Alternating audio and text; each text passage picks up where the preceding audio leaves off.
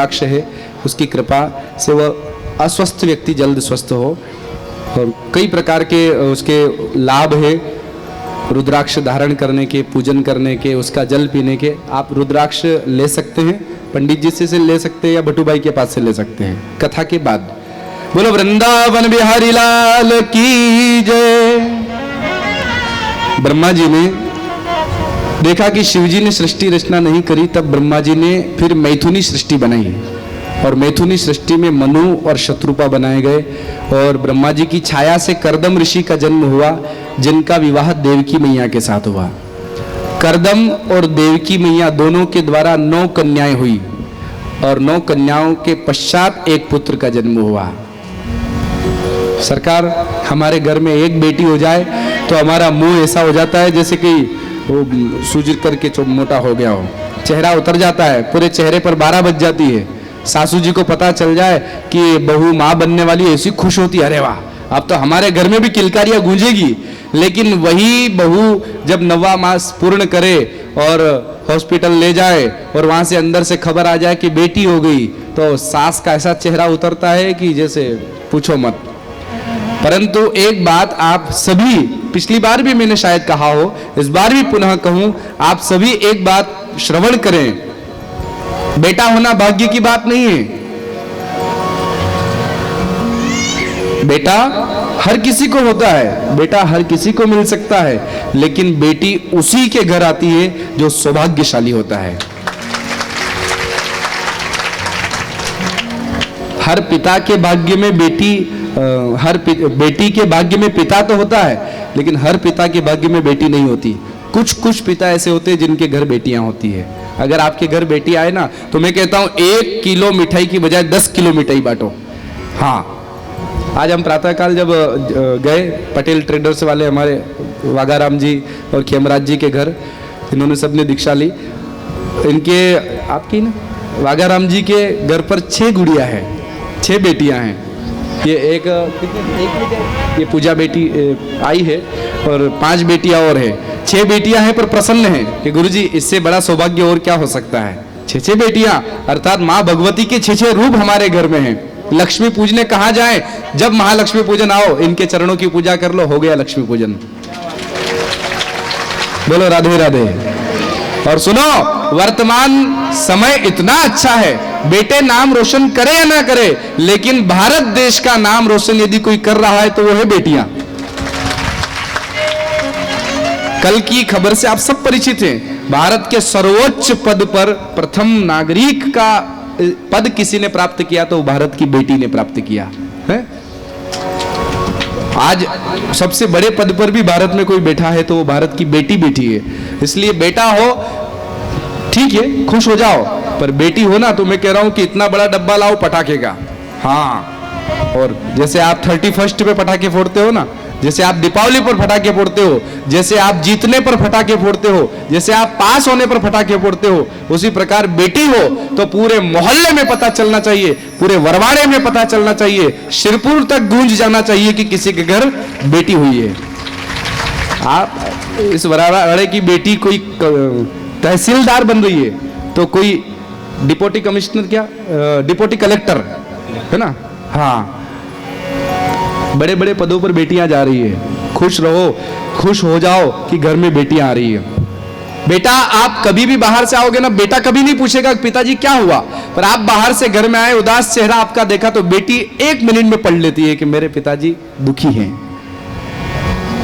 जितना प्रेम बेटी पिता से करती उतना बेटा नहीं करता। बड़ा होकर के शादी हुई, विवाह हुआ, पत्नी आई कि वो बेटा 9-2-11, जहां नौकरी लगी वहां चला जाएगा, फोन तक नहीं लगाएगा कि कहां है माँ बाप, कैसे हैं। पर बेटी चाहे घर में रहे, ससुराल में रहे, उसके दिमाग में, उसके दिल में माँ बाप हमेशा रहते हैं। आप बीमार पड़ो, बेटे को खबर लगेगी, बेटी को लगेगी, पहले कौन आएगा? बेटी। पहला फोन किसका आएगा? ज्यादा फोन किसके आएंगे? बेटी के आएंगे कि नहीं? पिताजी आपने गोली खाई कि नहीं, भोजन किया कि नहीं? वो वहाँ ससुराल में परेशान हो जाएगी, मेरे पिताजी बीमार, मेरे पिताजी बीमार, मेरे पिताजी बीमार। वो पति कहता है अरे थाराज तेरे ही पापा बीमार हुए, मेरे भी तो पापा बीमार होते, मैं तो कभी भी इतनी फिक्र नहीं करता हूँ। बोले आप बेटा हो और मैं बेटी हूँ, बहुत अंतर है। बेटी पिता से कितना प्रेम करती है ये कब पता चलता है? जब बेटी आंगन छोड़ करके विदा होती है, उस दिन पिता को पता चलता है मेरा आंगन सूना हो गया, मेरे पल पल की खबर रखने वाली मेरी बेटी विदा होकर जा रही है। कितने भी कठोर छाती का पिता क्यों ना हो, लेकिन जब बेटी विदा होती है ना, उसकी आंखों से आंसू आए बिना रहते नहीं हैं। इसलिए भाई भगवान से प्रार्थना करो कि हमें संतान के रूप में यदि कोई दो तो प्रथम नंबर पर, पहले नंबर पर बेटी ही देना। बाद में बेटा आए कोई बात नहीं। 4 संतान के भाग हो, योग हो तो हे प्रभु मुझे 3 बेटियां दे देना, 1 बेटा देना। आप ये भूल जाओ कि बेटा बुढ़ापे में सेवा करेगा, मरने पर तर्पण पिंडदान करेगा। कुछ नहीं करते बेटे। आजकल तो कोरोना में आपने देखा बेटे पिता से पूछने तक नहीं गए कि मर गए क्या, जला दो, उधर से उधर जला दो। शायद आपने व्हाट्सएप पर पढ़ा हो या टीवी में देखा हो या किसी सोशल नेटवर्क पर पढ़ा हो। एक घटना मैंने पढ़ी तो आश्चर्य हुआ। एक रिटायर्ड फौजी, उसके 2 बेटे और बहुएं, दोनों बहुएं और दोनों बेटे, नाती पोता सब रिटायर्ड फौजी थे। उनके दोनों पैर कट गए थे। एक कमरे में बस बैठे रहते थे, वही भोजन आता था, वही भोजन करते थे। वो फौजी घर में ही रहते थे। एक बार गर्मी की छुट्टी आई, दोनों बच्चों को छुट्टियां पड़ी तो दोनों बच्चे, दोनों बहुएं, उनके नाती पोता कहीं बाहर घूमने गए, कुल्लू मनाली शिमला कहीं बाहर या विदेश गए हों, भगवान जाने। एक नौकर को छोड़ गए कि तुम पिताजी को भोजन पानी करवाना, कपड़े बदलना, इनका सारा कार्य करना। नौकर भी अच्छा था, वो सारा काम व्यवस्थित करता था, विश्वास पात्र था। अब वो लड़के चले गए विदेश घूमने के लिए और इधर उनके पिताजी को, उस रिटायर्ड फौजी को घर में एक कमरे में भोजन आदि खिलाया। दोपहर का समय हुआ तो उस नौकर ने कहा कि बाबूजी मैं थोड़ी सब्जी लेकर आता हूँ बाजार से, मैं बाहर से ताला लगा देता हूँ ताकि कोई घुसेगा नहीं। वो बाहर से ताला लगा कर चला गया और वो गया तो उस तरफ उसका एक्सीडेंट हो गया। सच्ची घटना बता रहा हूँ। एक्सीडेंट हुआ तो वो व्यक्ति मर गया, वो नौकर, और नौकर मर गया तो उसके परिवार वालों ने जो भी उसका रहा होगा उसका अंतिम संस्कार करके वो अपने अपने घर रोने लगे, जो भी काम करना कर दिया। अब किसी को नहीं मालूम कि ये जिनके घर नौकरी करता था उस घर में केवल एक फौजी है, और वो भी ऐसा जिसके दोनों पैर नहीं है। एक स्थान पर बैठता है, वो सरक करके भी नहीं जा सकता, ऐसी दशा है। बेटे 15 दिन तक घर नहीं आए, वो घूमते रहे। और ये बेटे, आजकल के बेटे फोन भी कहां लगाते हैं कि पिताजी आप कैसे हो, क्या हो। उन्होंने 15 दिन तक फोन तक नहीं लगाया। सच्ची घटना बता रहा हूं। 15 दिन तक वो व्यक्ति, 1-2 दिन तो उसने हो सकता है शरीर चला हो, 1-2 दिन बाद भूखा प्यासा रहने के कारण मृत्यु हो गई। और मृत्यु हुई तो 15 दिन में उसके शरीर को चींटियां खा गई, पूरे शरीर पर चींटियां लग गई। शरीर से इतनी बास आने लगी, इतनी बास आने लगी कि आसपास के घर में, मोहल्ले में दुर्गंध हो गई। मोहल्ला इकट्ठा हुआ कि दुर्गंध कहां से आ रही है? बोले इस घर में से आ रही है। अरे ये तो उनका घर है, रिटायर्ड फौजी का। ताला तोड़ा और अंदर जाने लगे तो इतनी जबरदस्त बास आ रही कि कोई जा नहीं पा रहा था। हॉस्पिटल से बुलाया लोगों को और हॉस्पिटल से जाए लोग आए, देखा तो उसके पूरे शरीर को नोच नोच कर ये जो चींटियां पूरा खा गई थी। हड्डियों का कंकाल बचा था, मांस के चिथड़े बिखरे पड़े थे। ऐसी दशा देखी। ये दशा हमारे भारतवर्ष के कुछ घरों की है और ये दशा अच्छी नहीं है। आप यदि बेटे हो और आपके घर में कोई असहाय बुजुर्ग पिता या माँ है, आप कहीं बाहर जाते हो तो थोड़ा फोन लगाया करो, घर पूछा करो। इतने असंवेदनशील या संवेदनहीन मत बनो, थोड़े से जिम्मेदार बनो। हम बहुत जिम्मेदार बन रहे हैं, हम पूछते ही नहीं कि माँ बाप कैसे हैं। ये हमारे लिए इससे बड़ी शर्म की बात नहीं होगी कि हम बाहर इतने मस्त हो जाते हैं कि घर में क्या हो रहा है हमें पता नहीं रहता। इसलिए बेटी होना चाहिए। बेटी कहीं भी रहे, वो भले ही कुल्लू मनाली घूमने जाए, पर वो डेली माँ बाप को फोन लगा पूछती है। इसलिए बेटी जरूरी। बोलो राधे राधे राधे राधे। आज 9 बेटियां हुई, खुश है बागाराम जी? आप बहुत भाग्यशाली हो, बहुत भाग्यशाली हो। 6 बेटियां, भगवती के 6 रूप आपके घर में है। एक दसम पुत्र के रूप में कपिल भगवान का जन्म हुआ और कपिल भगवान ने सांख्य का उपदेश देवहूति मैया को किया।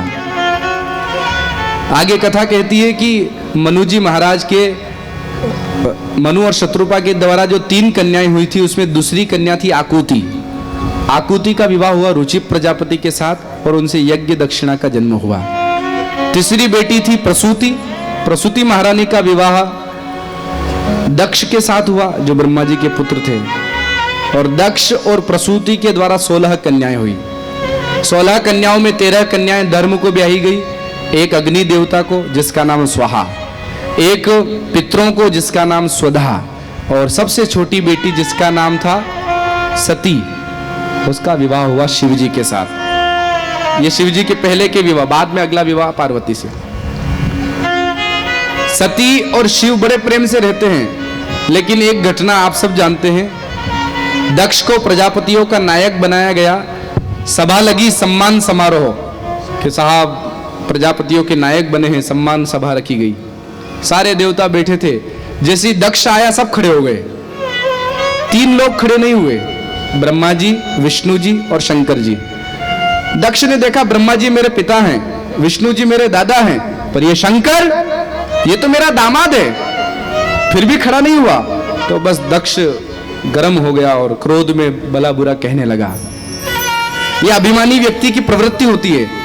पूरी दुनिया सम्मान करे पर एक व्यक्ति राम राम नहीं करे तो उसको बुरा लग जाता है। अरे मुझे देखकर मुंह फेर लिया। 1000 लोग सम्मान कर ले उसकी खुशी नहीं होती, एक उसको राम राम ना करे तो दुखी हो जाता है। और दक्ष ने उसी समय कहा कि मैं यज्ञ करूंगा, मैं शिव को नहीं बुलाऊंगा, मैं शिव का अपमान करूंगा, मैं ऐसा करूंगा। ये अभिमान है। अभिमानी की पहचान है। वो बात बात में कहता मैंने ये किया, मैंने वो किया, मैंने ये किया, मैंने वो किया। मैं कभी नहीं आना चाहिए दीपक भाई। मैं आया, अभिमान आया कि हमारा सारा पुण्य भ्रष्ट हो जाता है, नष्ट हो जाता है। तिमिर गयो रवि देख के मोह गया गुरु ज्ञान, कियो करायो सब गयो, जब आयो अभिमान।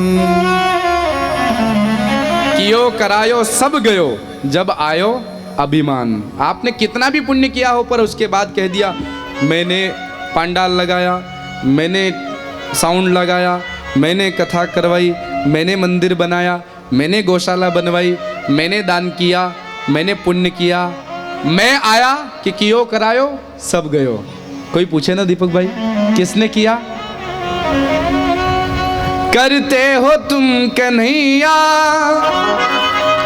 मेरा नाम हो रहा है, मेरा आपकी कृपा से सब काम हो रहा है। ये भाव रहेगा ना तो कभी अभिमान नहीं आ सकता। बोलो राधे राधे। राधे राधे। पर क्या करें साहब, आदत छूटती नहीं हो। किसी की आदत ऐसी रहती है छूटती नहीं। माताएं, आपकी बात नहीं हो रही है, ये दूसरी तरफ की एक बात बता रहा हूँ। हम घरों में जाते हैं तो माताएं कहती गुरुजी आप तो जानते हो ये पप्पू के पापा क्या बोलते हैं, पिंटिया ना पप्पा, रात में वो महाराज जी बोल रहे थे।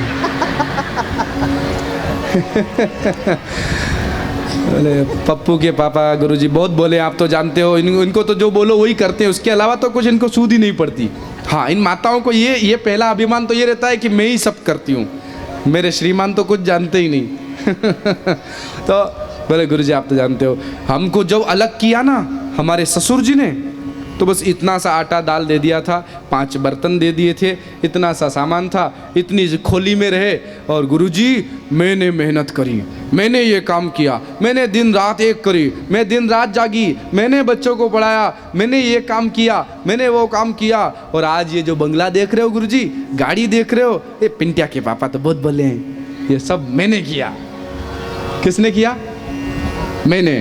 तो ये अभिमान है कि नहीं? अगर है तो ऐसे ऐसे मुंडी हिलाओ, हैं?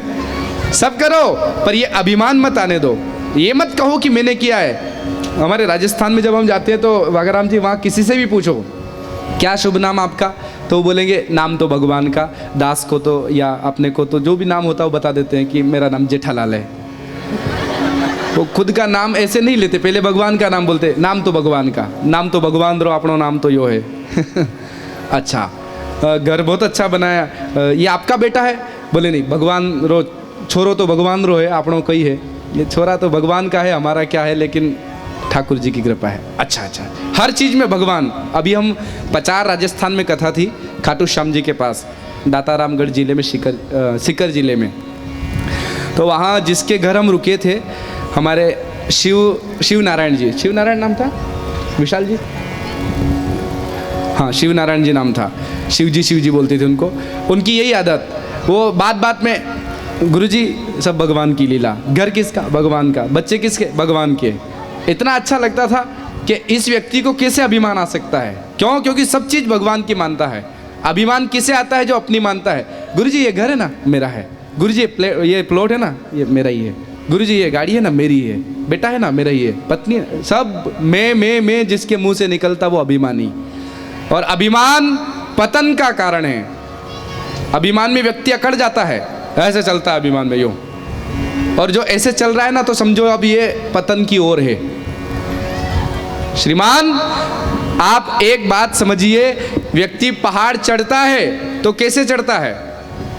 बोलो भाई। पहाड़ चढ़ते समय ऐसे झुक करके चढ़ना पड़ता है, ऐसे यूं। आप सीधे सीधे पहाड़ नहीं चढ़ सकते, ऐसे झुक करके चढ़ना पड़ेगा। और कभी पहाड़ उतर करके देखना, कभी गिरनार जाओ, कभी इधर बिजासन माता जाओ आप दर्शन करने, ऊपर शिवजी बैठे हैं सेंधवा से इधर। कभी सप्तशृंगी माता के दर्शन करने जाओ, ऊंचाई पर बैठी है माँ भगवती। अब तो वो व्यवस्था हो गई वो गाड़ी की।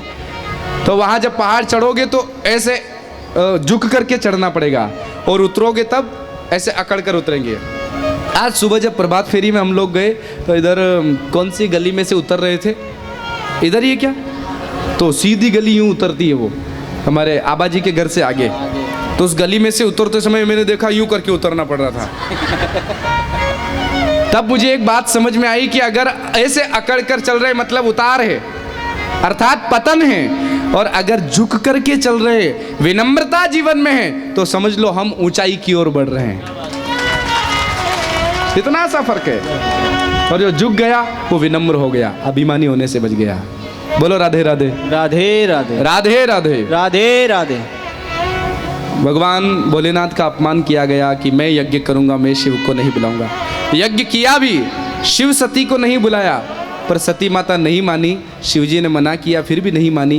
गई और जाकर यज्ञ में देखा कि मेरे पति के लिए कोई स्थान नहीं है, तो शिव अपमान समुझ उर दहेउ, हृदय जलने लगा।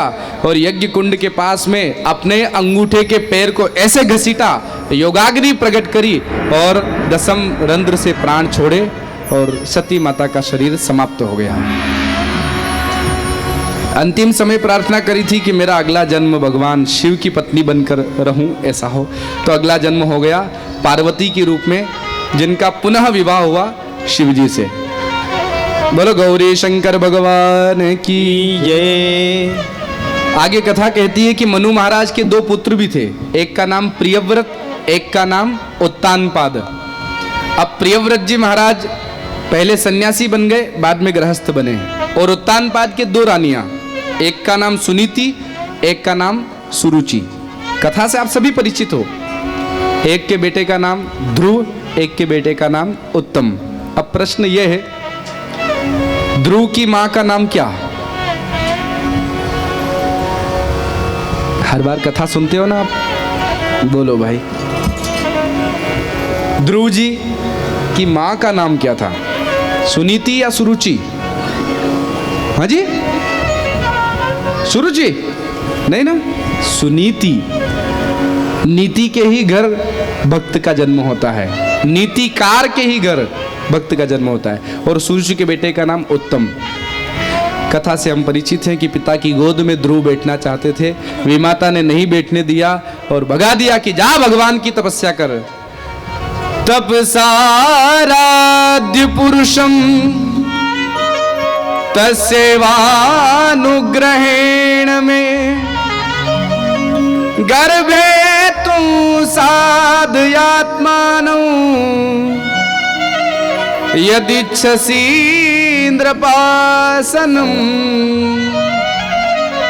यदि तुम राजा का आसन चाहते हो तो तपसाराध्य, आराधना करो, तपस्या करो। किसकी? उन परम पुरुष परमात्मा की। ध्रुव जी रोते रोते माँ के पास गए। धन्य है सुनीति माता। चाहती तो लड़ने पहुंच जाती, मेरे बेटे को चांटा मारा, लेकिन सुनीति माता कहती है कि नहीं बेटा, तुम तो पिता की गोद में बैठना चाहते थे, लेकिन धन्य है तुम्हारी वो विमाता जिसने तुम्हें परम पिता की गोद बताई है। जाओ साधना करो, यदि वे प्रसन्न हो गए ना तो ये गोद तो बहुत छोटी है, यदि वो प्रसन्न हो गए तो तुम्हें उनकी परम पिता की गोद प्राप्त हो जाएगी। जाओ बेटा। और ध्रुव जी महाराज भी चल दिए। मार्ग में नारद जी ने देखा कि चेला अच्छा जा रहा है, चेला अच्छा जा रहा है तो नारद जी ने सोचा दीक्षा दे दें। देखो भाई, हर गुरु को अच्छे शिष्य की तलाश रहती है।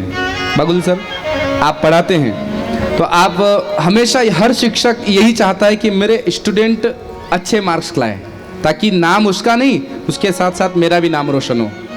हाँ मास्टर जी कहाँ बैठे आज? बापू जी? हाँ अच्छा कहीं बाहर है। हाँ तो कोई भी शिक्षक हो वह चाहता है कि मेरा स्टूडेंट मेरा नाम रोशन करे। और देखो भाई नाम रोशन जब होता है ना तो गुरु को कई बार लोग याद न करे, लेकिन शिष्य को याद करते हैं, और जो जानकार होते हैं वो गुरु को भी याद करते हैं। शिष्य का नाम रोशन होता है तो गुरु का भी नाम रोशन हो जाता है।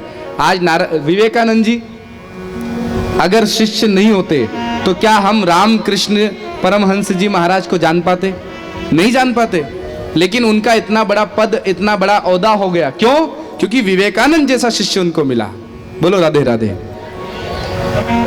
नारद जी ने कहा ध्रुव, मैं तुम्हें दर्शन देने आया हूँ, मंत्र ले लो और मैं जो मंत्र देता हूँ इसकी साधना करो। अब ध्रुव जी महाराज ने नारद बाबा को प्रणाम किया और प्रणाम करके मंत्र लिया और जाने लगे तो ध्रुव जी से कहा कि मधुवन में जाकर साधना करना, वहां तुम्हें भगवान के दर्शन होंगे, 5.5 महीने में दर्शन हो जाएंगे। ध्रुव जी चल दिए। मथुरा के पास मधुवन आज भी है, वहां जाकर साधना प्रारंभ हुई। 1 2 3 4 5 6 1 2 3 4 5 और 5.5 महीने पूर्ण होने को आए। ध्रुव जी ने श्वास रोक करके साधना प्रारंभ करी, और जो ध्रुव जी ने श्वास रोकी तो देवताओं की श्वास रुक गई। देवता घबराए और भगवान की शरण में गए, सरकार हम श्वास नहीं ले पा रहे, आप जल्दी जाओ और ध्रुव को दर्शन दो। तो भगवान ने कहा मैं तो अभी दर्शन दे दूं, पर करूं क्या? नारद बाबा ने एक रेखा खींच दी है। कौन सी रेखा? कि 5.5 महीने में दर्शन होंगे। और सुनिए, मृषा न होए देव ऋषि वाणी। महादू जी, देवताओं की और ऋषियों की वाणी कभी झूठी नहीं होती। संत ने जो कह दिया समझो पत्थर की लकीर। बोलो राधे राधे राधे राधे राधे राधे। एक गांव में नारद बाबा का आना जाना चलता रहता था। एक सेठ जी थे और वो सेठ जी संतों का बहुत सम्मान करते थे। संत दिखे नहीं कि घर पर लाकर भोजन करवाते, तो नारद जी को भी भोजन करवाया। नारद जी ने कहा कि मैं तो भगवान नारायण के पास जाता हूँ, आपका कोई संदेश पहुँचाना हो तो बोलो। तो सेठ जी ने कहा नारद जी और कुछ नहीं, एक बात आप भगवान नारायण से पूछना, क्या मेरे भाग्य में संतान है या नहीं? क्योंकि सेठ सेठानी बहुत अच्छे थे पर उनको संतान नहीं थी।